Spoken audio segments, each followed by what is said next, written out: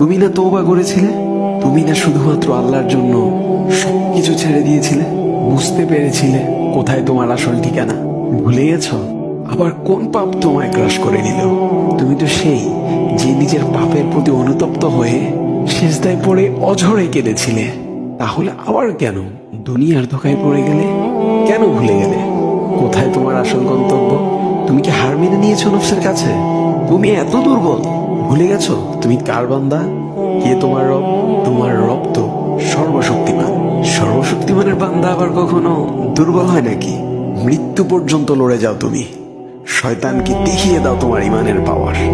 শয়তানের ধোকায় পড়ে অনেক পাপ করে ফেলেছো, তাই নিরাশ হয়ে গেছো তুমি, তাই না? তুমি কি জানো না তোমার রব কতটা মহান? তিনি তো তোমাকে ক্ষমা করার জন্য অপেক্ষা করছেন। তাই ফিরে আসো সেই রবের দুয়ারে, যার দুয়ার কখনো বন্ধ হয় না। ভিডিওটি ভালো লাগলে একটি শেয়ার করে দিবেন, হয়তোবা আপনার একটি শেয়ারও কারো হেদায়েতের উসিলা বনে যাবে।